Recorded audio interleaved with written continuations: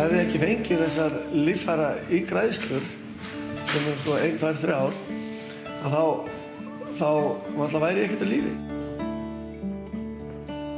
Margir hafa haldið því fram að ef að menn vilja þiggja ígræðslu líffæris þá eigi menn líka verið reiðubúnir að gefa líffæri þessi látnu. Almennt veit fólk ekki svona hvað heiladauði er. Jú, það hefur heyrt þetta og séð þetta í myndum og gera sér svolítið ranga hugmyndum hvað þetta er.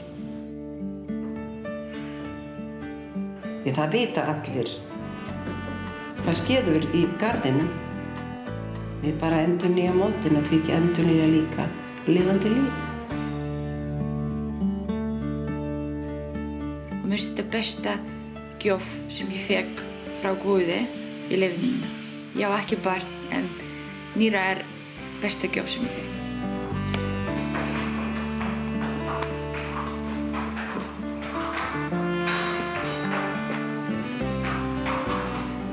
Hugmyndin ígræðslu líffæris úr einum manni í annan í lækningaskyni er aldagömul, en fremur stutt síðan læknum tókst að gera hana að veruleika.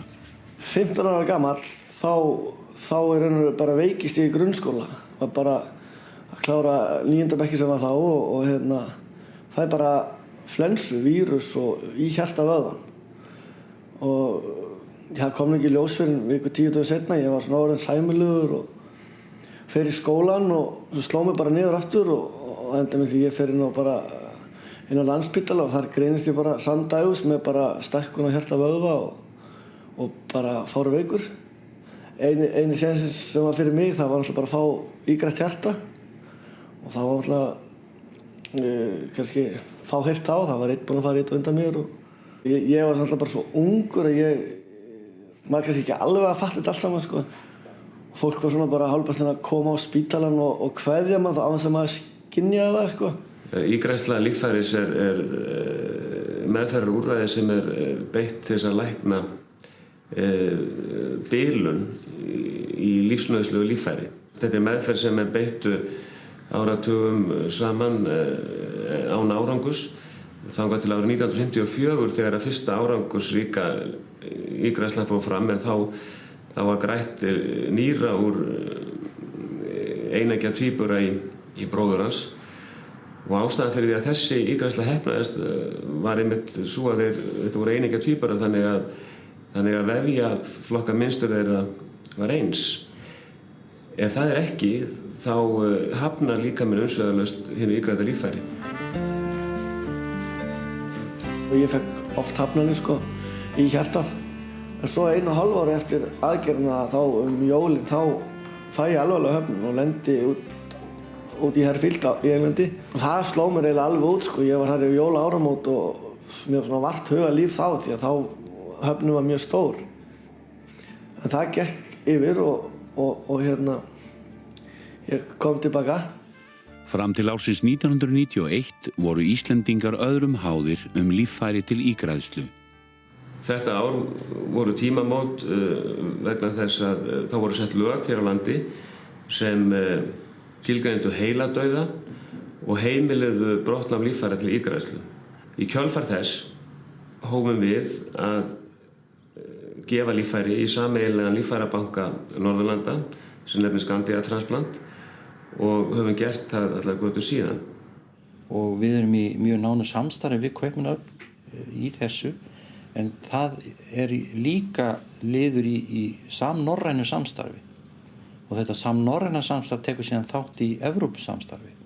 Þannig að ef það er einhver sem ekki getur nýtt þessi líffæri í Danmörku þá er farið til hinna Norðurlandana og leitað eftir líffæraþega.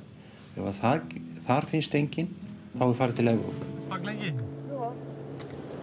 Frá 91 þá kemur bara góður kafli í 7-8 ár og þangað til 99 þá vaknaði upp einu nóttina með alveg ofsalar höfuðkvalir. Helgi greindist með blóðrásartruflun í heila sem reyndist upphafið að áralöngu tímabili margs konar veikinda. Sívaxandi mæði og úthaldsleysi, hann var inn og út af sjúkrahúsum, uns hann fór til London í skoðun hjá lækninum sem græddi í hann hjartað á sínum tíma.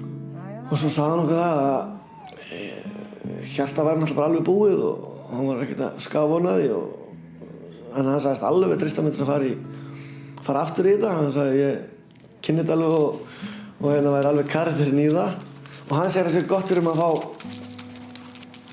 nýra í sömu aðgerð og ég fái hjarta og úr sömu manneski bæði upp á þetta passi og ofnæmisbælinguna og allt þetta. Niðurstaðan var að Helgi færi í þessa aðgerð í Svíþjóð og eftir 15 mánuði á biðlista voru grædd í að nýtt hjarta og nýra á Sahlgrenska háskólasjúkrahúsinu í Gautaborg 14. júní 2004. Ég man bara þegar ég vaknaði og þurfti að standa upp og svona.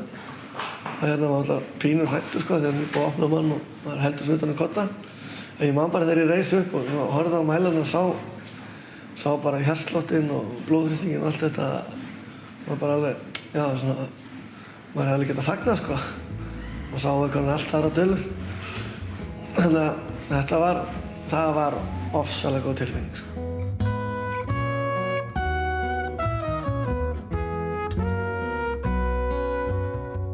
Árangur af líffæraígræðslum orðinn framúrskarandi góður. En stærsta vandamáli sem við glímum við í dag skortur á líffærum til ígræðslu. Þau líffæri sem langoftast eru grædd í Íslendinga eins og aðra eru nýru. Og það má segja að hér sé þetta hlutfall mun hærra heldur en víðast annars staðar. Hlutfall lifandi gjafa af öllum þeim sem gefa nýra mjög hátt hér á landi.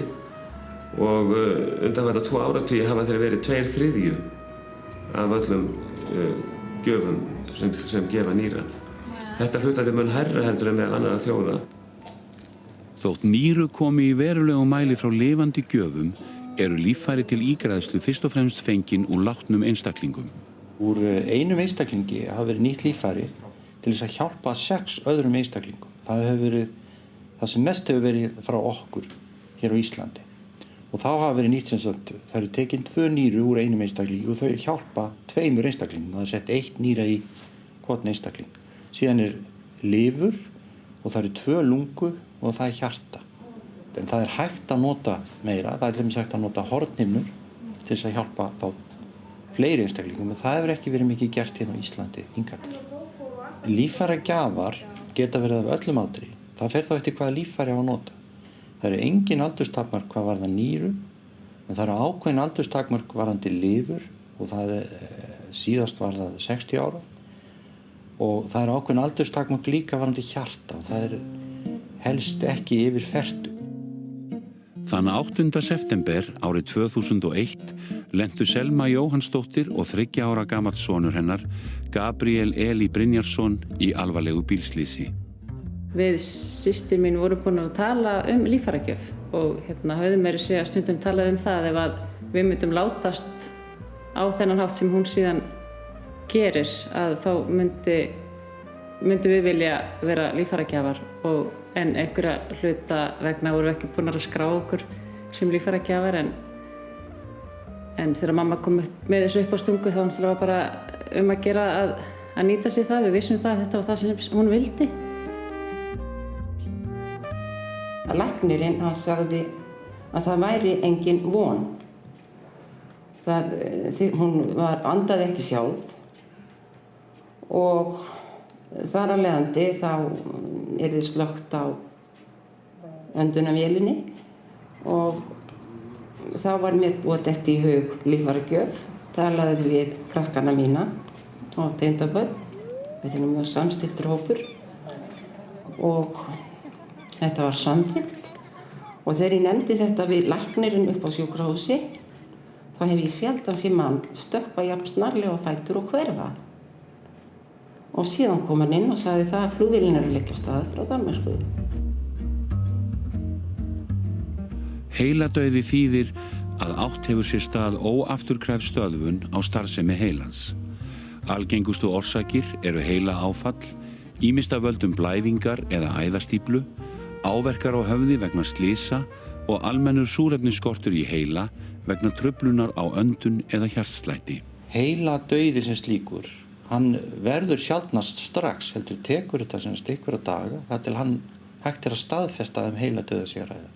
Þá getur maður staðfest á tvennan hátt, annars vegar þá með myndatöku, æðamyndatöku af heilaæðum til að sjá hvað þessi blóðflæði upp til heilans og ef það svo ekki, að blóðflæði stoppar sem sagt við höfuðkúpubotninn, að þá heiladauða að ræða, bæði svona í lagalegum og læknisfræðilegum skilningi og raunin þá andlát að ræða og síðan það þá klínísk greining og þá viðkomandi skoðaður með tilliti til starfsemi heilans, heilatauga og það þá framkvæmt tvisvar af læknum sem ekki sinna beint sjúklingi með svona 2 klukkustunda bil á milli og þá líka búið útiloka að það sé einhver lyf eða einhver aðrar orsakir sem geta valdið meðvitundarleysi.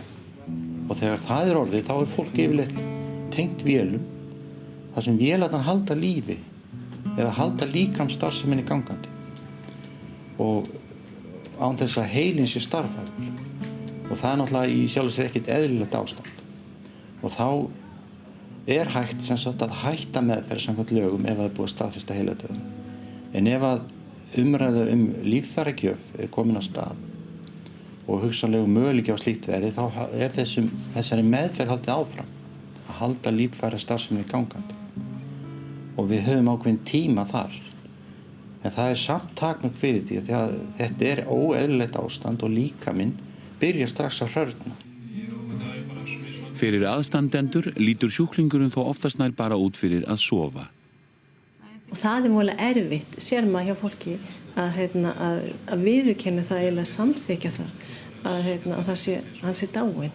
Að því það þessi lífsmerki sem að maður tengir lífi, það er hjarta, slátturinn og öndunin. Hún til staðar en hún vélræn.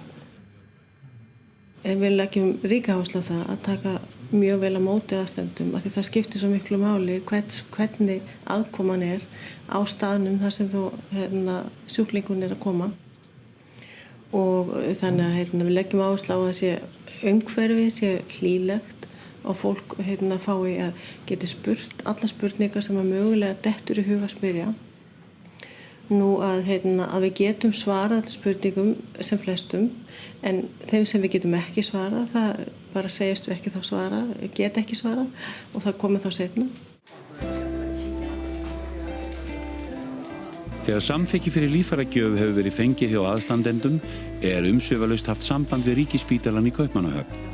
En þaðan koma læknar sem framkvæma brottnám líffæranna úr hinum látna og fara síðan með þau aftur til Kaupmannahafnar. Biðlistar fyrirliggjandi yfir sjúklinga sem líffærin getur gagnast en forgang hafa þeir sem í brýnustu þörfinni og uppfylla jafnframt líffræðileg skilyrði ígræðslunar. Íslendingar jafn réttháir og Danir á samnorrænum biðlista og fái Íslendingur líffæri úr látnum landa sínum þegar ígræðslan fram í Kaupmannahöfn. Eftir aðstandendur hafa sagt já við líffæragjöfinni þá yfirleitt hafði svona kveðjustund og það prestur sem sér hana. Í mínum huga þá hefur það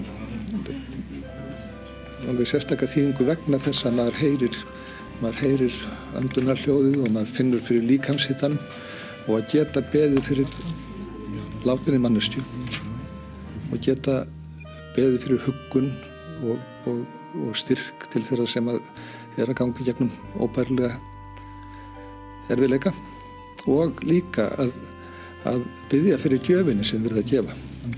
Og það sýnir sig að fólk leggur mikið upp úr þessu.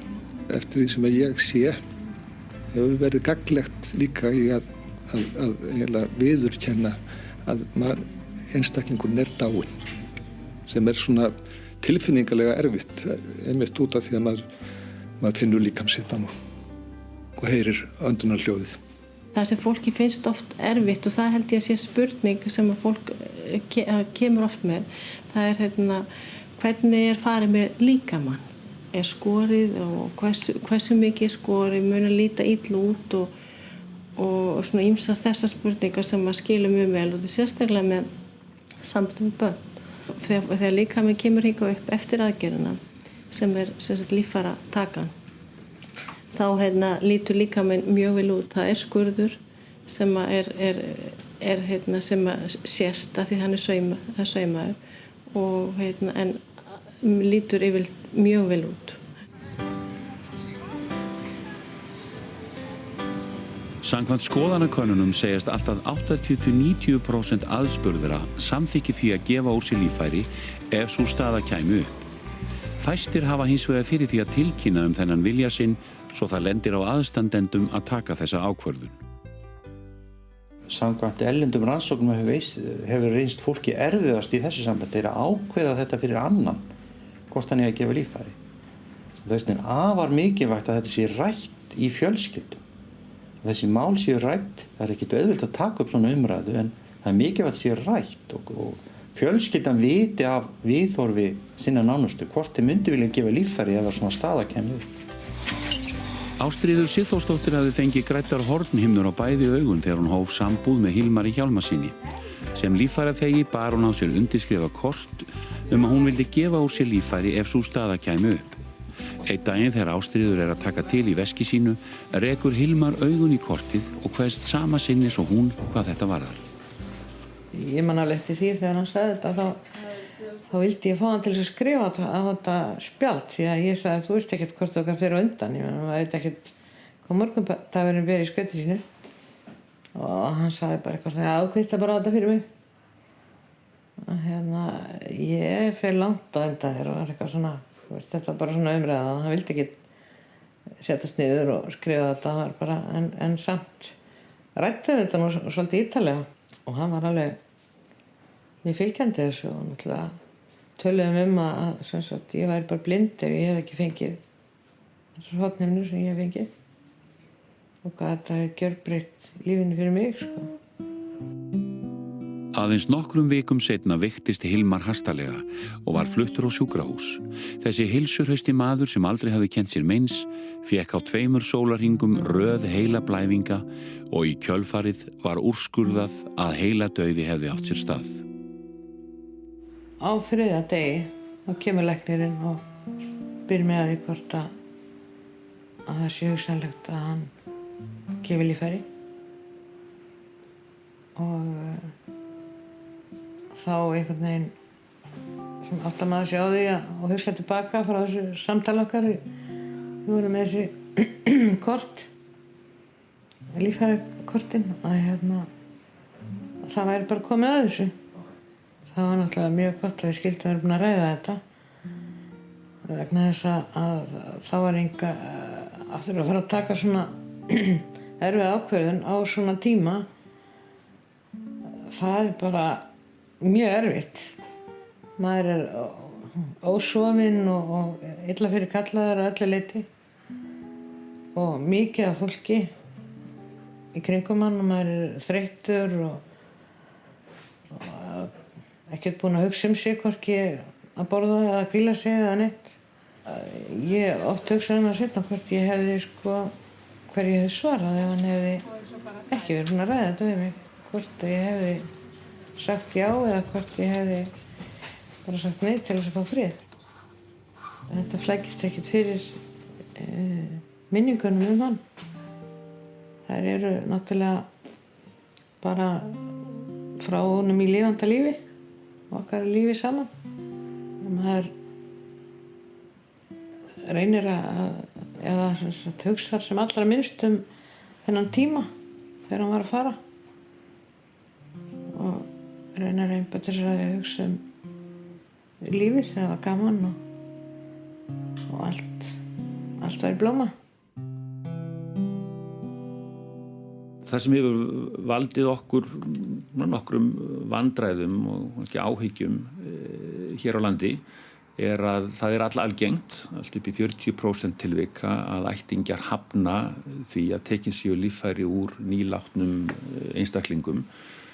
Þetta svo sem áþekkt hlutfall og í ýmsum öðrum löndum en annars staðar þetta hlutfall mun lægra og það lítur auðvitað að vera okkar keppi í kefli að reyna að bæta þetta sem við mögulega getum. Það sem við höfum verið að reyna að gera að efla umræðum þetta innanlands eins og reyndar margir hafa gert. Það hefur verið gefnir hér út bæklingur líffæragjafir þar sem fólk hvatt til þess að skrifa á kort sem fylgir bæklingnum yfirlýsing þess efnis að það leyfi að líffæri séu tekin við dauða þeirra ef að svo ber undir. Við höfum líka gefið út svokallaða lífsskrá, þar sem fólk getur líka skráð þennan vilja sinn. Olena Guðmundsson frá Úkraínu og gift íslenskum manni. Hún kom til Íslands í nóvember árið 2000 og hafði þá allnokkurt skeið átt við nýrnasjúkdóm að stríða en læknar í heimalandi hennar höfðu ekki getað greint orsök hans og hún hafði enga meðferð fengið. Svo kom ég til Ísland og bara veikst skyndilega og held að ég með flensu. Maðurinn minn reyndar líka held að ég með flensu sem reyndar gekk ekki til baka og var að versnaði, ég gat ekki sofnað og jafnvel gat ekki eðlilega andað.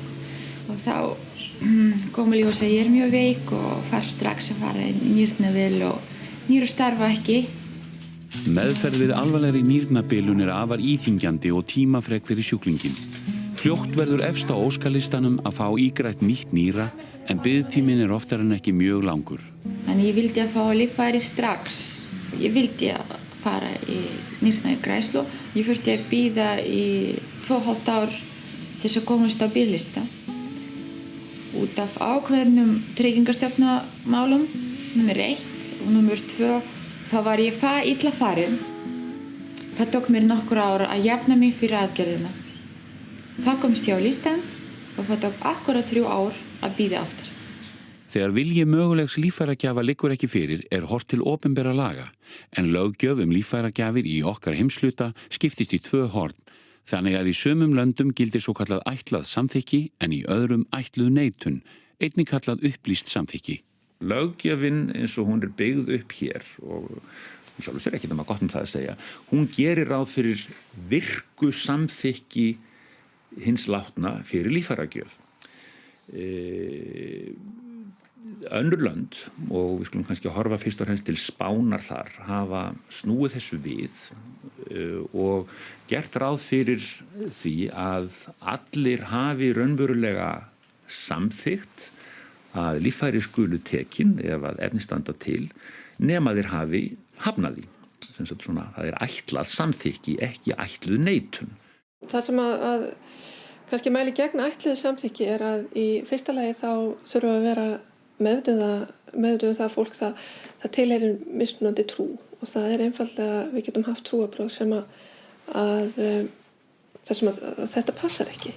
Svo eru þættir bara eins og virðingin fyrir einstaklingnum líka sem við þurfum að skoða og við getum sagt að dauðastundin þetta ákveðið ferli og maður svona veltir fyrir sér hvað á ég að ganga langt til þess að þurfa að verja það. Með ætluðu samþykki þá þarf ég að taka ákveðin skref til þess að verja mína persónulegu dauðastund. Það mat flestra að löggjöf sem gerir ráð fyrir ætluðu samþykki hafi mjög jákvæð áhrif á viðhorf almennings til líffæragjafa og það sem styður það að tíðni gjafa mun hærri í þeim löndum sem hafa ætlað samþykki heldur en hinum sem hafa það ekki. Það sem ég óttast kannski fyrst og fremst að þetta dragi úr, að þetta geti grafið undan svona virðingu okkar fyrir manneskjunni á andlátsstundinni og að þetta geti haft einhvers konar erfiða og særandi reynslu fyrir þá sem að standa næst þeim sem að deyja. Þó að svona ákvæði sé í lögum að þá held ég að okkur öllum þætti það nánast ógerningur og eiginlega ógerningur að taka líffæri til gjafa gegn algjörri neitun ættingja.